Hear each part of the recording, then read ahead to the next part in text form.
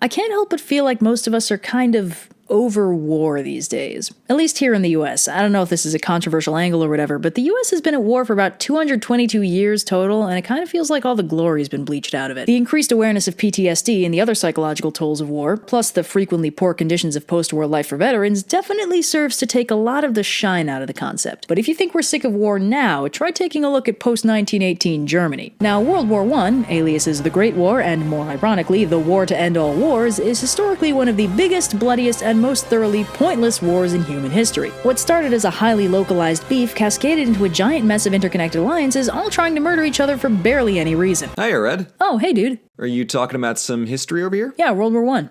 What, you want to take over?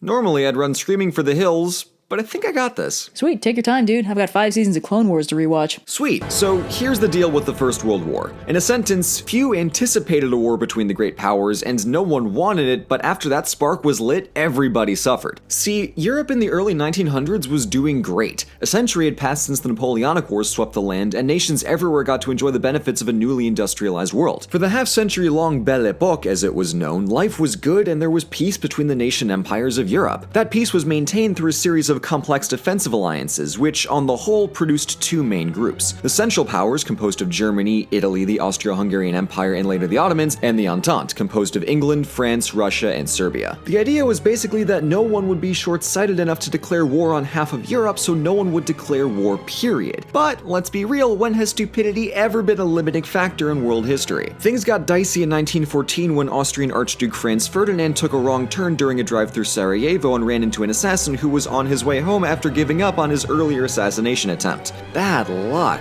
So anyway, boom goes the Archduke, and Austria declared war on Serbia, so Germany declared war on France, so England declared war on Germany, so Austria declares, look, you get the point. This rapidly spun out of control, and the empires of Europe were at each other's throats overnight. But while we're here, take a second to just appreciate the simplicity of this map, because it won't ever be this easy again.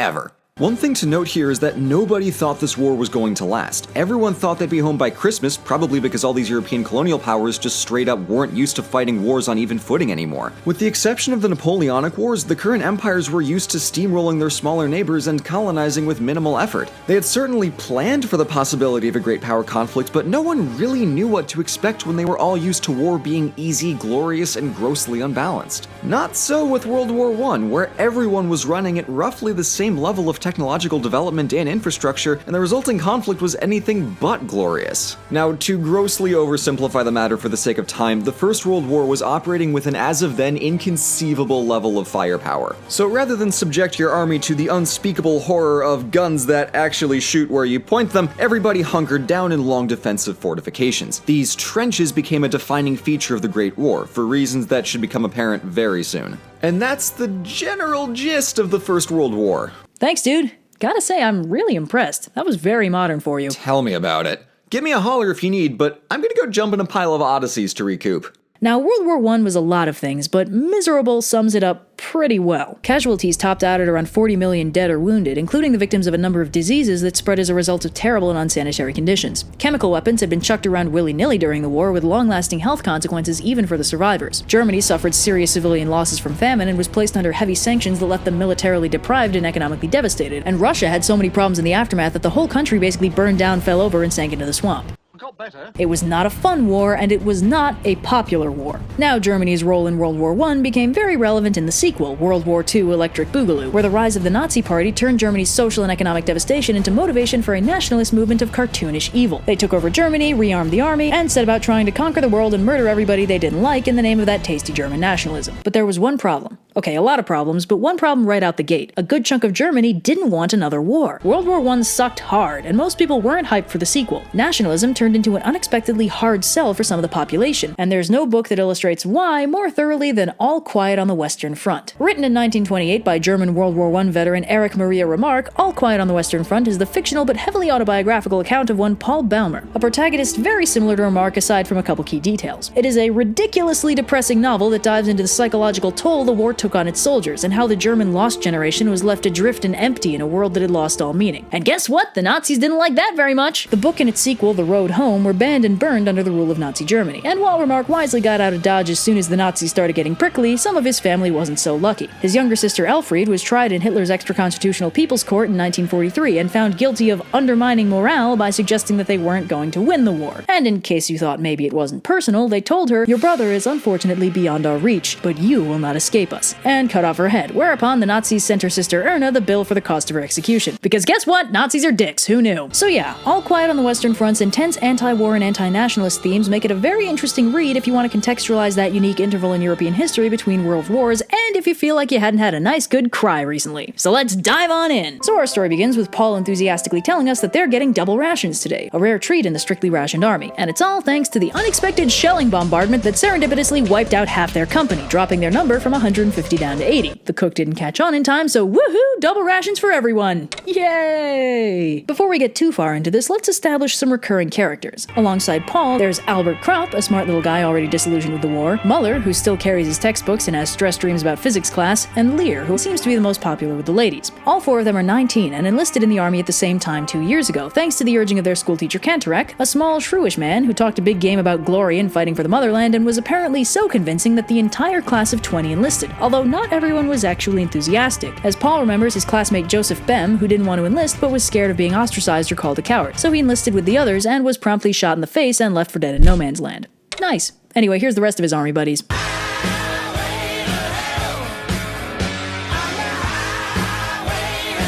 The impromptu leader of Paul's crew is Stanislaus Kaczynski, thankfully shortened to Kat, a 40-something dude with a nose for danger and the uncanny ability to sniff out anything edible in the area to supplement inadequate army rations. Now, Paul may be hyped to have a proper meal for the first time in a while, but he's not that hyped in general. In fact, he's pretty subdued and melancholy for most of the book. He's long since stopped thinking war was anything like he was promised, and talks about how he and the others feel betrayed by their teachers and the other adults in their lives. They talked a big glorious game about them coming back heroes, but the first time one of them died, it kinda shattered the illusion, and the kids realized they'd been sacrificed, marched off to die for their country without ever understanding what they'd signed up for. So after Paul and friends fill up on rations and take in the gorgeous scenery, they go off and visit their friend Kemmerich in the field hospital. Kemmerich is another one of their classmates who had the bad luck to be too close to an exploding shell and had his leg amputated from the knee down. They can all tell that Kemmerich isn't going to recover and probably isn't going to last more than a day or two, but Muller is much more focused on Kemmerich's boots, which are very high quality, and obviously he's not going to be using them anymore, so maybe he can, I don't know, persuade him to part with them or something. Paul tells us Muller is not callous by nature, it's just that the rigid practicalities of war and the struggle for survival kind of eclipse everything else, and they are really good boots. Anyway, Paul starts reminiscing about his pre-war life and how unreal it feels to him now. He's got a dresser at home full of poems and the start of a novel, which is straight out of Remarque's real life, by the way, but now that stuff feels really distant and meaningless. Because they enlisted so young, unlike their older comrades with wives and jobs back home, they only have a vague and short prior civilian life. Just school, their parents, maybe a couple siblings, and a very nebulous impression of what they wanted to do with their lives when they grew up. But by getting dropped directly into, frankly, one of the most horrible things that can happen to a person, they've grown up very fast, lost that childhood, and now have no idea what they have to go back to. This is a theme in the book, so keep an eye on it for maximum sadness later. Anyway, Kemmerich is caught on that his leg has been amputated and that he's dying, so he bequeaths his good boots to Muller and cries for an hour before dying. The company gets some reinforcements, but a good chunk of them are very green and just 17, you know what I mean. Paul and the others immediately feel very old and very protective of the new kids, but,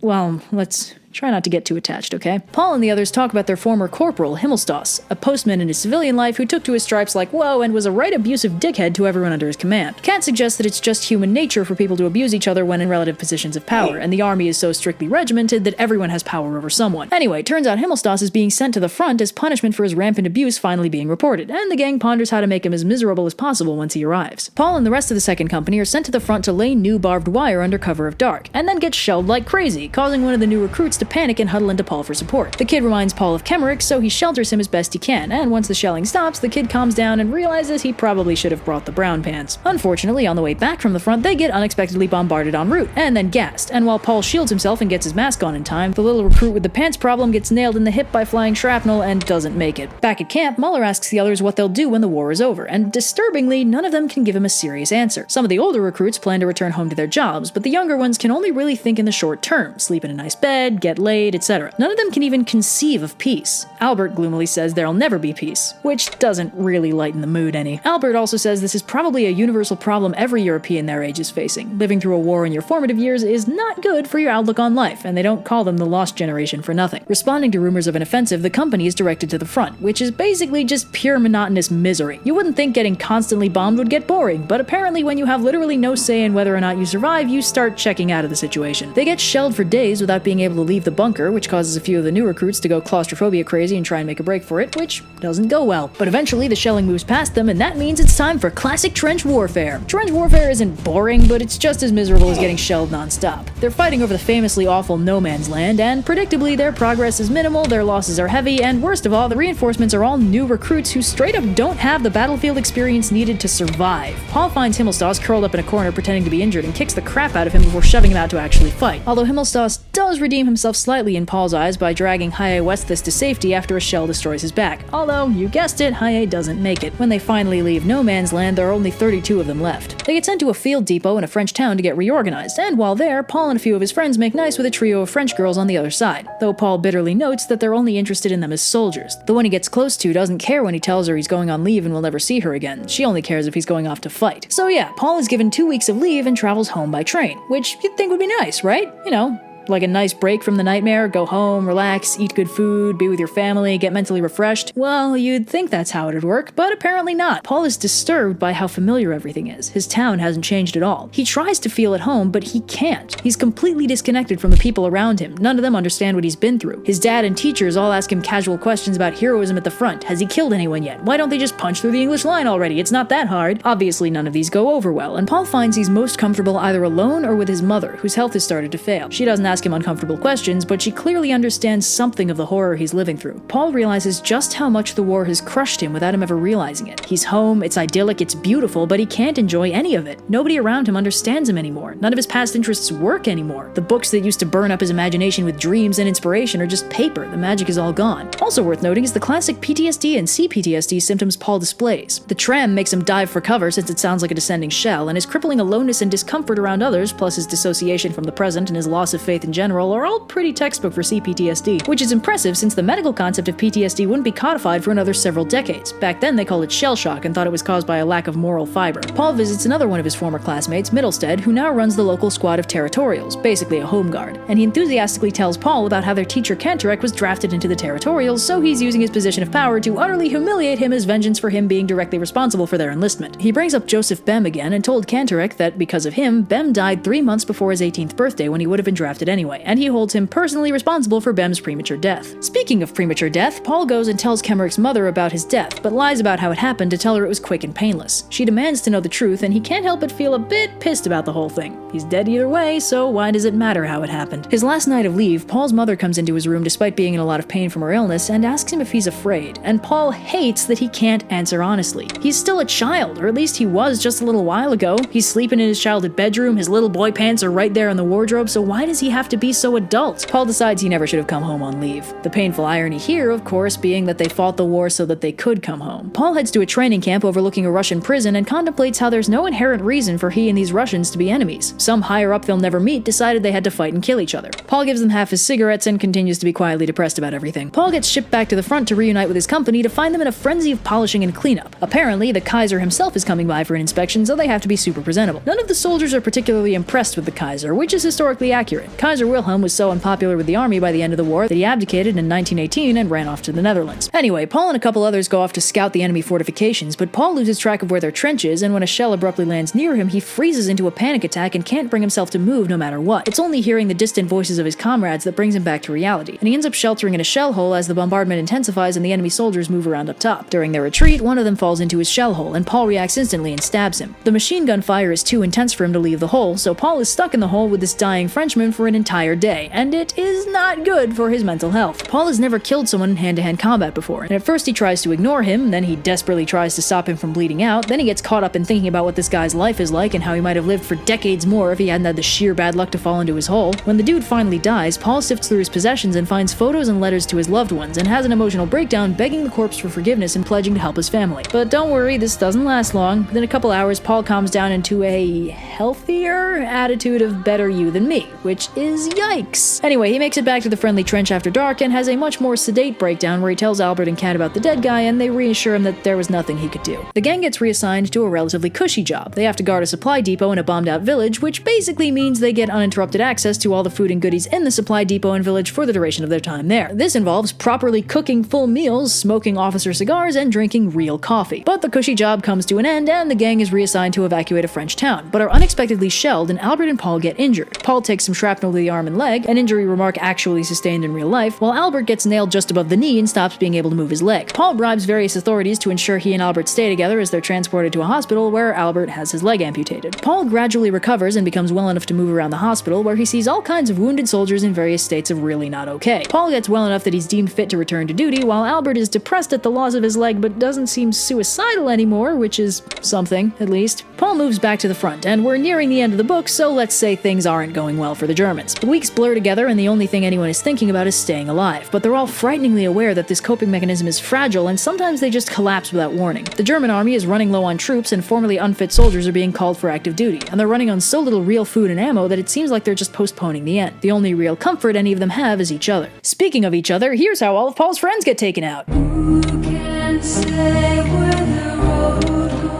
By the time the summer of 1918 rolls around, the soldiers are hearing rumors of peace talks and armistice, but are still being shipped off to the front lines to fight and die, which nobody likes because at this point they're not fighting for anything. One day on a food run, Kat gets nailed in the leg by shrapnel, and Paul is absolutely determined to keep him alive. At this point, Kat is all he's got. But though Paul manages to get him back to the medical station, one of the orderlies mildly informs him he shouldn't have bothered. Kat's clearly dead. Turns out, during the journey back, he got nailed by a tiny piece of shrapnel in the back of the head, and that's all it took. And with that, Paul checks out entirely. He makes it to autumn, where, while on short leave recovering from minor gas exposure, he ponders that peace and armistice are coming soon, but he really has no idea what he's going to do when it arrives, since he's so thoroughly disconnected from reality at this point and basically all his friends are dead. The good news is he doesn't have to figure it out, as he gets shot one uneventful day where the only field report reads "all quiet on the Western Front."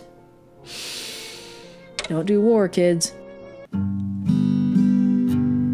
Last night I had the strangest dream I ever dreamed before. I dreamed the world had all agreed to put an end to war. I dreamed I saw a mighty room. The room was filled with men, and the paper they were signing said they'd never fight again. And when the papers all were signed and 1,000,000 copies made, they all joined hands and bowed their heads, and grateful prayers were prayed. And the people in the streets below were dancing round and round, and guns and swords and uniforms were scattered on the ground. Last night